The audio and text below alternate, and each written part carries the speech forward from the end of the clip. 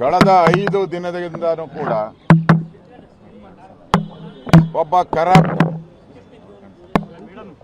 ಸರ್ಕಾರದ ಹಣವನ್ನು ಲೂಟಿ ಹೊಡೆದವರು, ಸರ್ಕಾರದ ಖಜಾನೆಗೆ ಕನ್ನ ಹಾಕಿದವರು,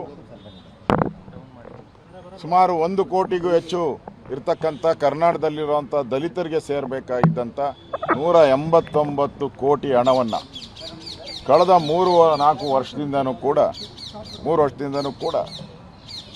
ಹಣವನ್ನು ದಲಿತರಿಗೆ ಕೊಡದೆ ದಲಿತರಿಗೆ ಅನ್ಯಾಯ ಮಾಡ್ತಾ ಇದ್ದಾರೆ.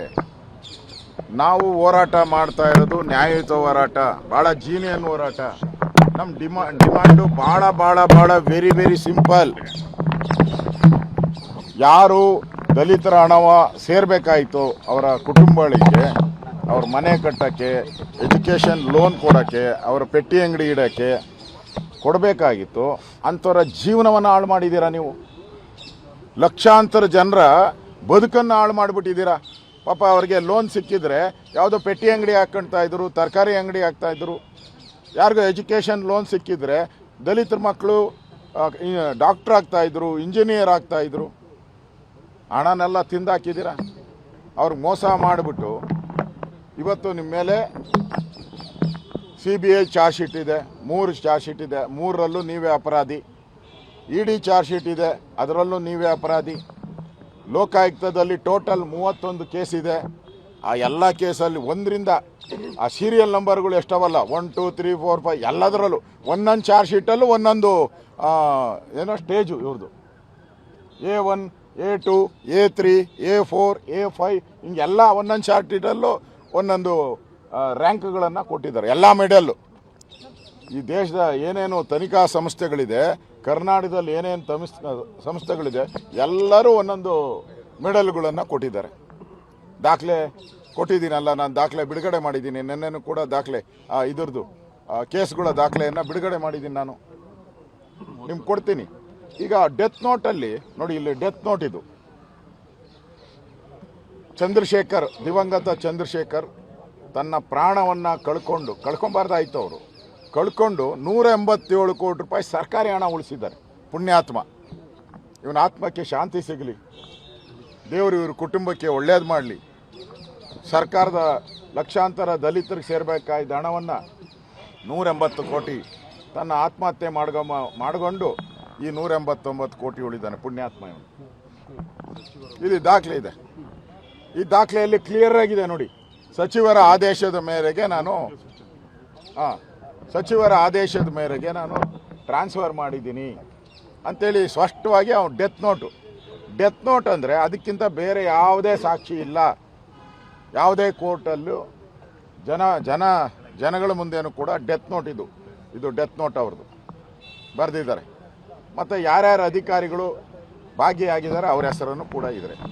ಅದಾದಮೇಲೆ ಇವತ್ತು ಸರ್ಕಾರ ಹೇಳ್ತಾ ಇದೆ ಹಣ ಏನೂ ಆಗೇ ಇಲ್ಲ, ಹಣ ಎಲ್ಲೂ ಹೋಗೇ ಇಲ್ಲ ಅಂತಾರೆ. ನೋಡಿ, ಯೂನಿಯನ್ ಬ್ಯಾಂಕ್ 40 ಕೋಟಿ ಇಲ್ಲಿದೆ ನೋಡಿ, 40 ಕೋಟಿ ಟ್ರಾನ್ಸ್ಫರ್ ಆಗಿರೋದು. ಇದು ದಾಖಲೆ ಅಲ್ವಾ? ಬ್ಯಾಂಕ್ ಚೆಕ್ಕು ನಾನು ತೋರಿಸ್ತಾ ಇರೋದು. ಆ ಬ್ಯಾಂಕಲ್ಲೂ ಇದೆ. ಯಾವುದು?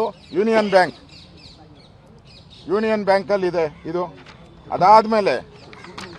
ಅದಾದಮೇಲೆ ಇದು ಅಂಗೈ ಹುಣ್ಣಿಗೆ ಕನ್ನಡಿ ಬೇಕಾ ಅಂತೇಳಿ ಯಾವ್ಯಾವುದಕ್ಕೆ ಟ್ರಾನ್ಸ್ಫರ್ ಮಾಡಿದ್ದಾರೆ, ಎಲ್ಲೆಲ್ಲಿಗೆ ನೋಡಿ. ಇದು ಇದೆ ಯಾವ್ಯಾವ ಅಕೌಂಟ್ಗೆ. ರಾಮ ಎಂಟರ್ಪ್ರೈಸಸ್ಸು, ಆಮೇಲೆ SWAP, CN ಇನ್ಫ್ರಾಸ್ಟ್ರಕ್ಚರು, ನೋವೆಡ್ security, Sujala enterprises, grab and crab. ಕೊನೆಯಲ್ಲಿ ಗ್ರ್ಯಾಬು ಅಂಡ್ ಕ್ರ್ಯಾಬು ಏಡಿಕಾಯಿ ಥರ ಇಷ್ಟು ಅಕೌಂಟ್ಗೆ ದುಡ್ಡು ಹಾಕಿರೋದು. ಇಲ್ಲಿ ದಾಖಲೆ ಬಿಡುಗಡೆ ಮಾಡ್ತಾ ಇದ್ದೀನಿ ನಾನು. ಅವ್ರ ದಾಖಲೆ ಇಲ್ಲ ಏನಿದೆ ಸಾಕ್ಷಿ ಕೊಡಿ ಅಂದ್ರಲ್ಲ, ನೋಡಿ ಸಾಕ್ಷಿ ಕೊಡ್ತೀನಿ. ಈ ಬಿಡುಗಡೆ ಮಾಡಿದ್ದಾರೆ. ಆಮೇಲೆ ಯಾವುದಾದ್ರೂ ಬುದ್ಧಿ ಇರೋ ಮನುಷ್ಯ, ಮತ್ತು ಇಷ್ಟೊಂದು ಜನ IAS ಆಫೀಸರು, ಅವ್ರಿಗೆ ಲಕ್ಷಾಂತರ ರೂಪಾಯಿ ಸಂಬಳ ಕೊಡ್ತೀರಿ. ನಮ್ಮ ಹಣ ಇಟ್ಬಿಟ್ಟು ನಾವೇ ಲೋನ್ ತಗೊಂತೀರಾ? ಯಾರನ ನೋಡಿ, ಇಲ್ಲಿ ಮಾಡಿದ್ದಾರೆ. ವಾಲ್ಮೀಕಿ ನಿಗಮದಲ್ಲಿ ಹಣ ಡಿಪಾಸಿಟ್ ಮಾಡಿದ್ದಾರೆ. 50 ಕೋಟಿ ಹಣ ಡಿಪಾಸಿಟ್ಟು, 50 ಕೋಟಿ ಲೋನ್ದು. ಯಾವನಾನ ಮಾಡ್ತಾನೆ ಈ ಕೆಲಸ, ಅಲ್ಕ ಕೆಲಸನ. ನಮ್ಮ ಹಣ ನಾವು ಡಿಪಾಸಿಟ್ ಮಾಡಿ ಬಡ್ಡಿ ಎಷ್ಟು ಕೊಡ್ತಾರೆ ಅದಕ್ಕೆ? 4%, 5%. ನಮ್ಮ ಲೋನ್ಗೆ ಎಷ್ಟು? 10%, 12%. ಯಾವನಾನ ಬುದ್ಧಿ ಇರೋನು ಈ ಕೆಲಸ ಮಾಡ್ತಾನ? ಇದು ಕಳಪೆ ಲೂಟಿ ತಾನೆ. ಅಂದರೆ ಟ್ರಾನ್ಸಾಕ್ಷನ್ನ ಮಿಸ್ಯೂಸ್ ಮಾಡಿ ಒಂದು ಕಡೆಯಿಂದ ಒಂದು ಕಡೆಗೆ ಟ್ರಾನ್ಸ್ಫರ್ ಮಾಡಿದ್ರೆ ಸರ್ಕಾರಕ್ಕೇನು ಗೊತ್ತಾಗಲ್ಲ, ಆಡಿಟ್ ರಿಪೋರ್ಟಲ್ಲಿ ಬರಲ್ಲ ಇದು ಅನ್ನೋದಕ್ಕೋಸ್ಕರ ಇದು ಮಾಡಿರೋವಂಥದ್ದು ಇದು. ಆಮೇಲೆ ಲೋನ್ ತಗೊತಾರೆ, ಒಂದೇ ದಿನಕ್ಕೆ ಲೋನು, ಒಂದೇ ದಿನ ಡಿಪಾಸಿಟ್ಟು, ಅವತ್ತೇ ಲೋನು. ನೋಡಿ ಈ ಡಾಕ್ಯುಮೆಂಟು, ಸ್ಪಾಟ್, ಅವತ್ತೇ ಡಿಪಾಸಿಟ್ಟು, ಅವತ್ತೇ ಲೋನು. ಸಾಧ್ಯನಾ ಇದು? ಸಾಧ್ಯನಾ? ಯಾವುದಾದ್ರೂ ಇಲಾಖೆಯಲ್ಲಿ ಇದನ್ನ ಮಾಡೋಕ್ಕೆ ಸಾಧ್ಯನಾ? ಒಂದು ಅರ್ಜಿ ಹಾಕಿದ್ರೆ ಲೋನ್ಗೆ ವರ್ಷಾನುಗಟ್ಟಲೆ ಸಾಯಿಸ್ತಾರೆ ನಮ್ಮನ್ನು. ಡಾಕ್ಯುಮೆಂಟ್ಗಳು ಕೇಳ್ತಾರೆ, ಅವತ್ತೇ ಡಿಪಾಸಿಟ್ಟು, ಅವತ್ತೇ ಲೋನು. ಈ ಡಾಕ್ಯುಮೆಂಟನ್ನು ನಾನು ನಿಮ್ಗೆ ಕೊಡ್ತಾ ಇದ್ದೀನಿ ಇವತ್ತು. ಈ ಥರ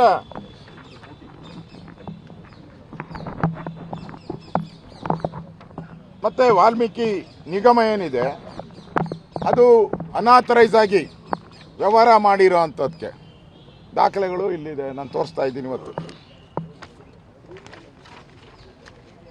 ಇಷ್ಟು ದಾಖಲೆಗಳು ಸಾಕ್ಷಿಗೋಸ್ಕರ ನಿಮಗೆ ಬಿಡುಗಡೆ. ನಾವು ಸಾಕ್ಷಿ ಕೇಳ್ತಾ ಇದ್ದಾರೆ. ತಾಳೆ ಒಂದು ನಿಮಿಷ, ಅರ್ಜೆಂಟ್ ಇದೆಯಣ್ಣ. ಹಾಂ, ಆಮೇಲೆ ಸರ್ಕಾರ, ರಾಜ್ಯ ಸರ್ಕಾರ NTT ಮಾಡೆಲ್ ಆರ್ಥಿಕ ಇಲಾಖೆ, ನಾನ್ ಟ್ರೆಜರಿ ಟ್ರಾನ್ಸಾಕ್ಷನ್, ಅದರಲ್ಲಿ ಕ್ಲಿಯರ್ ಡೈರೆಕ್ಷನ್ ಇದೆ. ಯಾರು ಬ್ಯಾಂಕ್ ಅಕೌಂಟನ್ನು ಫೈನಾನ್ಸ್ ಡಿಪಾರ್ಟ್ಮೆಂಟ್ಗೆ ಗೊತ್ತಿಲ್ಲದೆ ಮಾಡಂಗಿಲ್ಲ. ಇದು ಆಕ್ಟ್, ಇದು ರೂಲು ಸರ್ಕಾರದ್ದು. ಯಾರು ಅವತ್ತು ಫೈನಾನ್ಸ್ ಮಿನಿಸ್ಟರು? ಸಿದ್ದರಾಮಯ್ಯನವರು. ಹೆಂಗೆ ಪರ್ಮಿಷನ್ ಕೊಟ್ಟರು ಸಿದ್ದರಾಮಯ್ಯನವರು ಅಕೌಂಟ್ ಓಪನ್ ಮಾಡೋಕ್ಕೆ? ಇಲ್ಲಿ ಕ್ಲಿಯರ್ ಆಗಿದೆ. ಬ್ಯಾಂಕ್ ಅಕೌಂಟ್ ಈಗ 600 ಅಕೌಂಟ್ ಹೋಗಿದೆಯಲ್ಲ, 600 ಅಕೌಂಟ್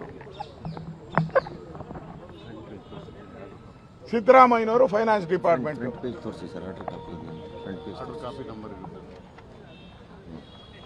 ನೋಡಿ ಇಲ್ಲಿ ಕರ್ನಾಟಕ ಸರ್ಕಾರ ನಡವಳಿಕೆಗಳು, ಕರ್ನಾಟಕ ಸರ್ಕಾರದ ನಡವಳಿಕೆ, ಈ ದಾಖಲೆ ಬಿಡುಗಡೆ ಮಾಡ್ತಾ ಇದ್ದೀವಿ. ಫೈನಾನ್ಸ್ ಡಿಪಾರ್ಟ್ಮೆಂಟಿನ ಅನುಮತಿ ಇಲ್ಲದೆ ಯಾರು ಕೂಡ ಯಾವುದೇ ಇಲಾಖೆಯವರು ಹೊಸ ಅಕೌಂಟನ್ನು ಓಪನ್ ಮಾಡಕ್ಕೆ ಬರಲ್ಲ, ಯಾವುದೇ ನಿಗಮ ಓಪನ್ ಮಾಡಕ್ಕೆ ಬರಲ್ಲ. ಅಂಥದ್ರಲ್ಲಿ ಇವ್ರ ಅಕೌಂಟ್ ಓಪನ್ ಹೆಂಗೆ ಮಾಡಿದ್ರು? ನಿಮಗೆಲ್ಲ ಗೊತ್ತಿದೆ. ಟ್ರಾನ್ಸ್ಪರೆಂಟ್ ಆಕ್ಟ್ ಏನು ವಿಷಯ? 5 ಕೋಟಿ ಮೇಲಾದರೆ ಕ್ಯಾಬಿನೆಟ್ ಬರಬೇಕು. 5 ಕೋಟಿ ಮೇಲಾದರೆ ಕ್ಯಾಬಿನೆಟ್ ಬರಬೇಕು. ಕ್ಯಾಬಿನೆಟ್ಗೆ ಬಂದಿಲ್ಲ. 189 ಕೋಟಿ. ಮತ್ತೆ ಟೆಂಡರ್ ಕರೆದಿದ್ದಾರೆ. ಟೆಂಡರು ಅಂದರೆ ಲೋನ್ ಕೊಡ್ತೀರಿ, ಅವ್ರಿಗೆ ಎಕ್ವಿಪ್ಮೆಂಟ್ ಕೊಡ್ತೀರಿ, ದಲಿತರಿಗೆ ಸ್ಕಿಲ್ ಡೆವಲಪ್ಮೆಂಟ್ಗೆ ಹಣ ಕೊಡ್ತೀರಿ ಅಂತೇಳಿ ಟೆಂಡರ್ ಕರಿಬೇಕಾಯ್ತು. ಟೆಂಡರು ಕರೆದಿಲ್ಲ, ಹಂಗೆ ಕೊಟ್ಬಿಟ್ಟಿದ್ದಾರೆ. ವಿತೌಟ್ ಟೆಂಡರು ಅಮೌಂಟನ್ನು ಕಂಪನಿಗೆ ಕೊಟ್ಬಿಟ್ಟಿದ್ದಾರೆ. ಇಷ್ಟು ಕಂಪನಿಗಳು ಯಾರ್ಯಾರಿಗೆ ಈ ಹಣ ಹೋಯ್ತು 189 ಕೋಟಿ ಅಷ್ಟೂ ಆಂಧ್ರಾಗ ಹೋಗಿದೆ. ಯಾಕೆಂದರೆ ತೆಲಂಗಾಣದಲ್ಲಿ ಕಾಂಗ್ರೆಸ್ ಇತ್ತು.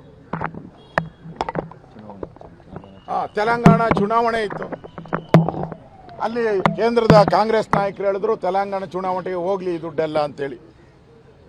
ಅಲ್ಲಿ ಡಿಸ್ಟ್ರಿಬ್ಯೂಷನ್ ಆಗಿದೆ. ಅಲ್ಲಿ ಪೆಟ್ರೋಲ್ ಬಂಕ್ಗಳಿಗೆ ಕೊಟ್ಟಿದ್ದಾರೆ, ವೈನ್ ಸ್ಟೋರ್ಗಳು ಕೊಟ್ಟಿದ್ದಾರೆ, ಬಾರ್ಗಳು ಕೊಟ್ಟಿದ್ದಾರೆ, ಬಸ್ ಟ್ರಾವೆಲರ್ಗಳು ಕೊಟ್ಟಿದ್ದಾರೆ, ಟೂ ವೀಲರ್ ಅಂಗಡಿ ಕೊಟ್ಟಿದ್ದಾರೆ. ಆಮೇಲೆ ಇನ್ನೊಂದು ಮಜಾ ಅಂತ ಹೇಳಿದ್ರೆ ಅದರಲ್ಲಿ ರೇಂಜ್ ರೋವರ್ 4 ಕೋಟಿದು ಕಾರು ತಗೊಂಬಿಟ್ಟವ್ರು. ಒಂದು ಲ್ಯಾಂಬರ್ಗಿ ಕಾರು ತಗೊಂಬಿಟ್ಟವ್ರು. ಒಂದು ನಾನೇ ತಗೊಂಡಿದ್ದಾರೆ. 40 kg ಚಿನ್ನ ತಗೊಂಡಿದ್ದಾರೆ. ಯಾರಪ್ಪನ ದುಡ್ಡೋ ಎಲ್ಲಮ್ಮನ ಜಾತ್ರೆ ಅಂತಾರಲ್ಲ, 40 ಕೋಟಿ ಚಿನ್ನ. ಇಲ್ಲಿ ದಲಿತರ ಮೈ ಮೇಲೆ 1 ಗ್ರಾಮ್ ಚಿನ್ನ ಇಲ್ಲ. ಇಲ್ಲಿ ಕರ್ನಾಟಕದಲ್ಲಿ ದಲಿತರ ಹತ್ರ 1 ಗ್ರಾಮ್ ಚಿನ್ನ ಇಲ್ಲ. ಆದರೆ ಇವರು 40 kg ಚಿನ್ನವನ್ನು ಪರ್ಚೇಸ್ ಮಾಡಿದ್ದಾರೆ. ಹೆಂಗೆ ಪರ್ಚೇಸ್ ಮಾಡಿದ್ರು? ಮಿನಿಸ್ಟ್ರ್ ಅನುಮತಿ ಇಲ್ದಿರ 189 ಕೋಟಿ ಹೆಂಗೆ ಹೋಗೋಕ್ಕೆ ಸಾಧ್ಯ? ಮತ್ತೆ 1,20,00,000 ಡೈರೆಕ್ಟಾಗಿ ಇವ್ರ ಕುಟುಂಬಕ್ಕೆ ಹೋಗಿದೆ. 1 ಕೋಟಿ ಚೆಕ್ ಮುಖಾಂತರ ಡೈರೆಕ್ಟಾಗಿ ಇವ್ರ ಕುಟುಂಬಕ್ಕೆ ಹೋಗಿದೆ. ಅವ್ರ ಕುಟುಂಬದವರು ಒಪ್ಕೊಂಡಿದ್ದಾರೆ. ಹೌದು ನಮ್ಮ ನಾಗೇಂದ್ರ ಅವರೇ ಕೊಟ್ಟಿದ್ದು ನಮಗೆ ಅಂತೇಳಿ ಅವರು ಒಪ್ಕೊಂಡು ಅಪ್ರೂವಲ್ ಸಾಕ್ಷಿನೂ ಔಟಿದ್ದಾರಲ್ಲಿ. CBIನಲ್ಲಿ ಒಪ್ಕೊಂಡಿದ್ದಾರೆ, ನಾನು ಕೊಟ್ಟಿದ್ದು ನಿಜ, ನಾನು ಅವರ ಸಂಬಂಧಿ, ನನ್ನ ರಿಲೇಷನ್ನು, ಅವೆಲ್ಲ ಹೇಳೋಕ್ಕಾಗಲ್ಲ ಏನು ರಿಲೇಷನ್ನು ಅಂತ ಒಪ್ಕೊಂಡಿದ್ದಾರೆ. ಇಷ್ಟೆಲ್ಲ ಸಾಕ್ಷಿ ಇದ್ದರೂ ಕೂಡ ಅವನೊಬ್ಬನಿಗೋಸ್ಕರ ಇಷ್ಟು ಲೂಟಿ ಮಾಡಿ ದಲಿತರ ಅಮೌಂಟ್ ತಿಂದು ಒಬ್ಬನಿಗೋಸ್ಕರ ಇಡೀ ಸದನವನ್ನು ನಿಲ್ಲಿಸುವಂಥದ್ದು ಕಾಂಗ್ರೆಸ್ಗೆ ನ್ಯಾಯನಾ? ಇದು ನಾನು ಪ್ರಶ್ನೆ ಕೇಳ್ತಾ ಇದ್ದೀನಿ, ಇದು ನ್ಯಾಯವೇ? ಕಾಂಗ್ರೆಸ್ ಅವರೇ ಉತ್ತರ ಕೊಡಿ, ಇದು ನ್ಯಾಯವೇ? ದಲಿತರ ಅಮೌಂಟ್ ತಿಂದವನು ಬೇರೆ ಯಾರು ದಲಿತರಿಲ್ವಾ ಮಂತ್ರಿ ಮಾಡೋಕ್ಕೆ? ನಿಮ್ಮ ಹತ್ರ 16 ಜನ ಇದ್ದಾರೆ, 16 ಜನ ಇದ್ದಾರೆ, ಅವ್ರು ಮಾಡಿ. ಬಳ್ಳಾರಿಯವ್ರು ಮಾಡಬೇಕಾದ್ರೆ ಬಳ್ಳಾರಿಯಲ್ಲಿ ಮಹಿಳೆಯರು ಇದ್ದಾರೆ, ನೀವು ಹೆಂಗೂ ಮಹಿಳೆಯರು ಕೋಟಾನೇ ಕೊಟ್ಟಿಲ್ಲ. ನಮ್ಮ ಮೇಡಮ್ ಅವರು ಸ್ಟ್ರೈಕ್ ಮಾಡಿದ್ದೆ, ಮಹಿಳೆಯರು ಕೊಡಿ ಅಂತ ಮೇಡಮ್ ಅವ್ರು ಮಾಡಿದ್ರು. ಅದು ಸಾಲ್ವ್ ಆಗೋತತ್ತೆ. ಒಂದೇ ಕಲ್ಲಲ್ಲಿ 2 ಅಕ್ಕಿ ಹೊಡಿಬೋದು, ಮಾಡಿ, ಬೇಡ ಅಂದವ್ರು ಯಾರು? ನಾವೇನು ವಿರೋಧಿಗಳಲ್ಲ. ಅದರಿಂದ ಇಲ್ಲಿ ನೋಡಿ ಅಷ್ಟು ದಾಖಲೆ. ಅವ್ರು ಹೇಳಿದ್ರಲ್ಲ ಪರಮೇಶ್ವರು, ಪಾಪ ಇನ್ನೋಸೆಂಟ್ ಅವರು, ಅವ್ರ ಮೇಲೆ ಏನು ಕೇಸ್ ಇಲ್ಲ, ಅವ್ರ ಮೇಲೆ ಏನು ದಾಖಲೆಗಳಿಲ್ಲ ಅಂತೇಳಿ. ರವಿ ಕೇಳಪ್ಪ, ಇದು ಇವತ್ತು ಇಷ್ಟೊಂದು ಕೇಸ್ ಇದೆ ಅವ್ರ ಮೇಲೆ, 31 ಕೇಸ್ ನೋಡಿ. ಎಲ್ಲ ಕೇಸ್ ನಂಬರ್ ಎಲ್ಲ ಬಿಡುಗಡೆ ಮಾಡಿದ್ದೀನಿ. ಲೋಕಾಯುಕ್ತದಲ್ಲಿ ಇರೋವೆಲ್ಲ ಹೈಯೆಸ್ಟ್ ಲೋಕಾಯುಕ್ತದಲ್ಲಿ ಕೇಸ್. ಇಷ್ಟು ಕೇಸ್ ಇದ್ದೂ ಅವನ್ನ ಸಪೋರ್ಟ್ ಮಾಡ್ತೀರಾ.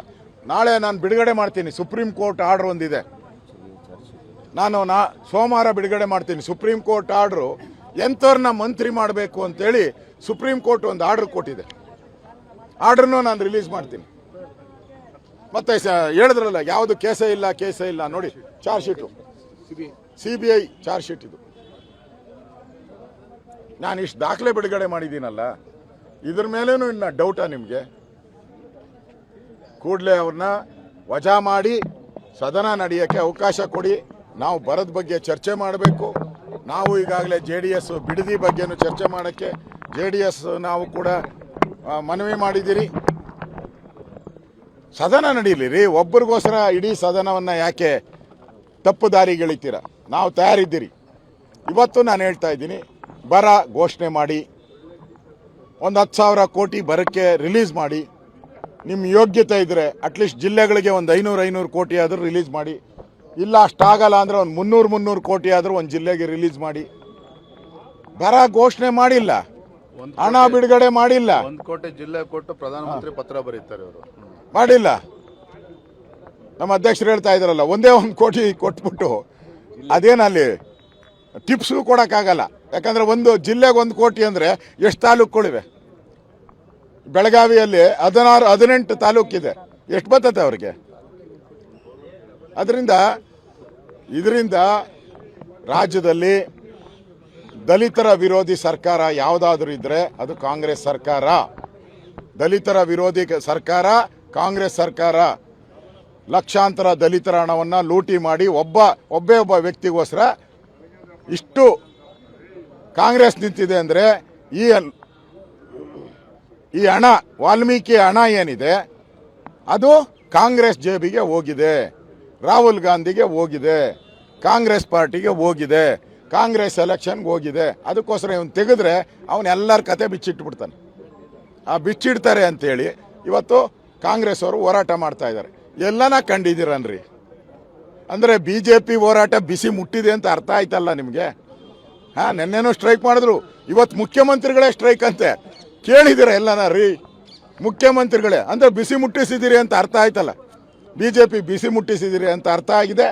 ನಾವು ಕಾಂಗ್ರೆಸ್ ಪಾರ್ಟಿಗೆಲ್ಲ ನಾವು ಉತ್ತರ ಕೊಡಬೇಕಾದ್ರೆ ನಾವು ಜನಗಳಿಗೆ ಉತ್ತರ ಕೊಡ್ತಾ ಇದ್ದೀರಿ. ಜನಕ್ಕೆ ಆ ದಲಿತರ ಪರವಾಗಿ ನಾವಿದ್ದೀರಿ, ನಿಮ್ಮ ಪರವಾಗಿ ಅಂತ ಆ ರಾಜ್ಯದ ದಲಿತರ ಪರವಾಗಿ ನಾವು ಧ್ವನಿ ಎತ್ತಿದ್ದೀರಷ್ಟೇ. ಇದು BJP ಹೋರಾಟ ಅಲ್ಲ, ದಲಿತರ ಹೋರಾಟ. ಇದು ದಲಿತರ ಪರವಾಗಿ ನಾವು ಹೋರಾಟವನ್ನು ಮಾಡ್ತಾ ಇದ್ದೀವಿ.